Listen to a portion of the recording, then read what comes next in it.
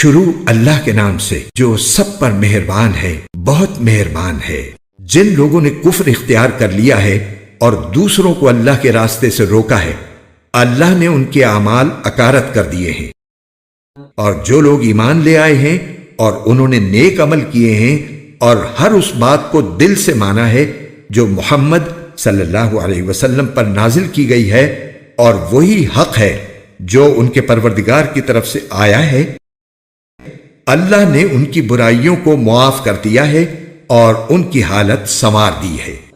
یہ اس لیے کہ جن لوگوں نے کفر اختیار کیا ہے وہ باطل کے پیچھے چلے ہیں، اور جو لوگ ایمان لائے ہیں وہ اس حق کے پیچھے چلے ہیں جو ان کے پروردگار کی طرف سے آیا ہے۔ اسی طرح اللہ لوگوں کو بتا رہا ہے کہ ان کے حالات کیا کیا ہیں۔ اور جب ان لوگوں سے تمہارا مقابلہ ہو جنہوں نے کفر اختیار کر رکھا ہے تو گردنیں مارو، یہاں تک کہ جب تم ان کی طاقت کچل چکے ہو تو مضبوطی سے گرفتار کر لو،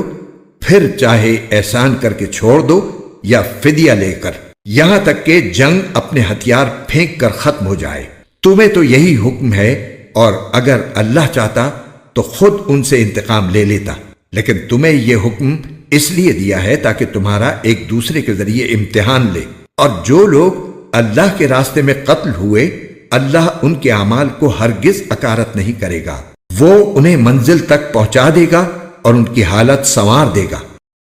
اور انہیں جنت میں داخل کرے گا جس کی انہیں خوب پہچان کرا دی ہوگی۔ اے ایمان والو، اگر تم اللہ کے دین کی مدد کرو گے تو وہ تمہاری مدد کرے گا اور تمہارے قدم جما دے گا، اور جن لوگوں نے کفر اپنا لیا ہے ان کے لیے تباہی ہے، اور اللہ نے ان کے اعمال اکارت کر دیے ہیں۔ یہ اس لیے کہ انہوں نے اس بات کو ناپسند کیا جو اللہ نے نازل کی تھی، چنانچہ اللہ نے ان کے اعمال ضائع کر دیے۔ بھلا کیا ان لوگوں نے زمین میں چل پھر کر نہیں دیکھا کہ ان لوگوں کا انجام کیسا ہوا جو ان سے پہلے گزرے ہیں؟ اللہ نے ان پر تباہی ڈالی، اور کافروں کے لیے اسی جیسے انجام مقدر ہیں۔ یہ اس لیے کہ اللہ ان لوگوں کا رکھوالا ہے جو ایمان لائیں، اور کافروں کا کوئی رکھوالا نہیں ہے۔ یقین رکھو کہ جو لوگ ایمان لائے ہیں اور انہوں نے نیک عمل کیے ہیں، اللہ ان کو ایسے باغات میں داخل کرے گا جن کے نیچے نہریں بہتی ہوں گی، اور جنہوں نے کفر اپنا لیا ہے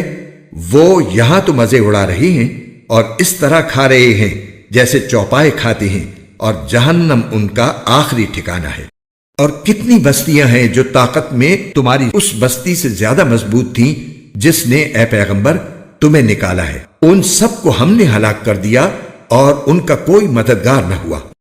اب بتاؤ کہ جو لوگ اپنے پروردگار کی طرف سے ایک روشن راستے پر ہوں، کیا وہ ان جیسے ہو سکتے ہیں جن کی بدکاری ہی ان کے لیے خوشنما بنا دی گئی ہو اور وہ اپنی نفسانی خواہشات کے پیچھے چلتے ہوں؟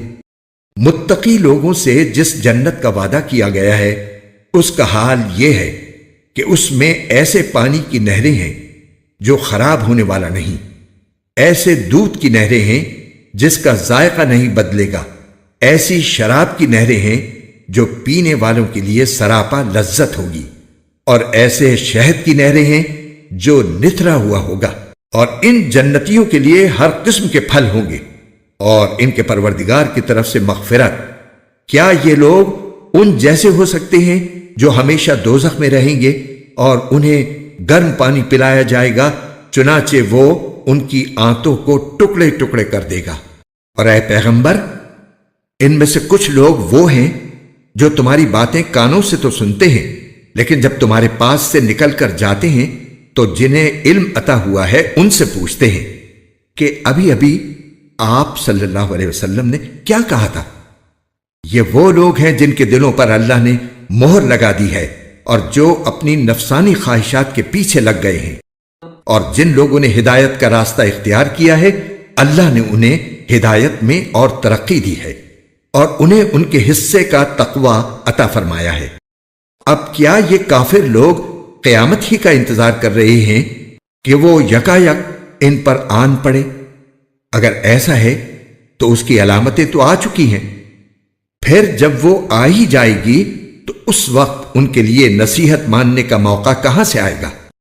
لہذا اے پیغمبر، یقین جانو کہ اللہ کے سوا کوئی عبادت کے لائق نہیں ہے، اور اپنے قصور پر بھی بخشش کی دعا مانگتے رہو، اور مسلمان مردوں اور عورتوں کی بخشش کی بھی، اور اللہ تم سب کی نقل و حرکت اور تمہاری قیام گاہ کو خوب جانتا ہے۔ اور جو لوگ ایمان لائے ہیں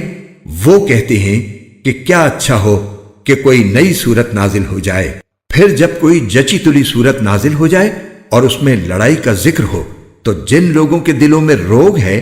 تم انہیں دیکھو گے کہ وہ تمہاری طرف اس طرح نظریں اٹھائے ہوئے ہیں جیسے کسی پر موت کی غشی طاری ہو۔ بڑی خرابی ہے ایسے لوگوں کی۔ یہ فرمانبرداری کا اظہار اور اچھی اچھی باتیں کرتے ہیں، لیکن جب جہاد کا حکم پکا ہو جائے اس وقت اگر یہ اللہ کے ساتھ سچے نکلیں تو ان کے حق میں اچھا ہو۔ پھر اگر تم نے جہاد سے منہ موڑا تو تم سے کیا توقع رکھی جائے؟ یہی کہ تم زمین میں فساد مچاؤ اور اپنے خونی رشتے کاٹ ڈالو۔ یہ وہ لوگ ہیں جن کو اللہ نے اپنی رحمت سے دور کر دیا ہے، چنانچہ انہیں بہرا بنا دیا ہے اور ان کی آنکھیں اندھی کر دی ہیں۔ بھلا کیا یہ لوگ قرآن پر غور نہیں کرتے، یا دلوں پر وہ تالے پڑے ہوئے ہیں جو دلوں پر پڑا کرتے ہیں؟ حقیقت یہ ہے کہ جو لوگ حق بات سے پیٹ پھیر کر مڑ گئے ہیں، باوجود کہ ہدایت ان کے سامنے خوب واضح ہو چکی تھی، انہیں شیطان نے پٹی پڑھائی ہے اور انہیں دور دراز کی امیدیں دلائی ہیں۔ یہ سب اس لیے ہوا کہ جو لوگ اللہ کی نازل کی ہوئی باتوں کو ناپسند کرتے ہیں، ان منافقوں نے ان سے یہ کہا ہے کہ بعض معاملات میں ہم تمہاری بات مانیں گے، اور اللہ ان کی خفیہ باتوں کو خوب جانتا ہے۔ پھر اس وقت ان کا کیا حال بنے گا جب فرشتے ان کی روح اس طرح قبض کریں گے کہ ان کے چہروں پر اور پیٹھوں پر مارتے جاتے ہوں گے۔ یہ سب اس لیے کہ یہ اس طریقے پر چلے جس نے اللہ کو ناراض کیا، اور اس کی رضامندی حاصل کرنے کو خود انہوں نے ناپسند کیا، اس لیے اللہ نے ان کے اعمال اکارت کر دیے۔ جن لوگوں کے دلوں میں نفاق کا روگ ہے، کیا وہ یہ سمجھتے ہیں کہ ان کے چھپے ہوئے کینوں کو اللہ کبھی ظاہر نہیں کرے گا؟ اور مسلمانوں، اگر ہم چاہیں تو تمہیں یہ لوگ اس طرح دکھا دیں کہ تم ان کی علامت سے انہیں پہچان جاؤ، اور اب بھی تم انہیں بات کرنے کے ڈھب سے ضرور پہچان ہی جاؤ گے، اور اللہ تم سب کے اعمال کو خوب جانتا ہے۔ اور ہم ضرور تمہیں آزمائش میں ڈالیں گے تاکہ ہم یہ دیکھ لیں کہ تم میں سے کون ہیں جو مجاہد اور ثابت قدم رہنے والے ہیں، اور تاکہ تمہارے حالات کی جانچ پڑتال کر لیں۔ یقین رکھو کہ جن لوگوں نے کفر اپنا لیا ہے اور دوسروں کو اللہ کے راستے سے روکا ہے اور پیغمبر سے دشمنی ٹھانی ہے، باوجود کہ ان کے سامنے ہدایت واضح ہو کر آ گئی تھی، وہ اللہ کو ہرگز کوئی نقصان نہیں پہنچا سکتے، اور عنقریب اللہ ان کا سارا کیا دھرا غارت کر دے گا۔ اے ایمان والو، اللہ کی اطاعت کرو اور رسول کی اطاعت کرو، اور اپنے اعمال کو برباد نہ کرو۔ جن لوگوں نے کفر اپنا لیا ہے اور دوسروں کو اللہ کے راستے سے روکا ہے، پھر کفر ہی کی حالت میں مر گئے ہیں، اللہ کبھی ان کو نہیں بخشے گا۔ لہذا اے مسلمانوں،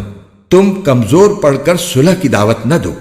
تم ہی سربلند رہو گے، اللہ تمہارے ساتھ ہے اور وہ تمہارے اعمال کو ہرگز برباد نہیں کرے گا۔ یہ دنیاوی زندگی تو بس کھیل تماشا ہے، اور اگر تم ایمان لاؤ اور تقوی اختیار کرو تو اللہ تمہارے اجر تمہیں دے گا اور تمہارے مال تم سے نہیں مانگے گا۔ اگر وہ تم سے تمہارے مال طلب کرے اور تم سے سب کچھ سمیٹ لے تو تم بخل سے کام لوگے، اور وہ تمہارے دل کی ناراضیوں کو ظاہر کر دے گا۔ دیکھو، تم ایسے ہو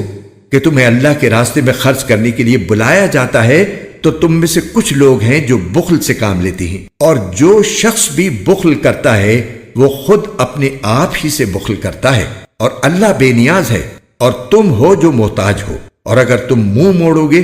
تو وہ تمہاری جگہ دوسری قوم پیدا کر دے گا، پھر وہ تم جیسے نہیں ہوں گے۔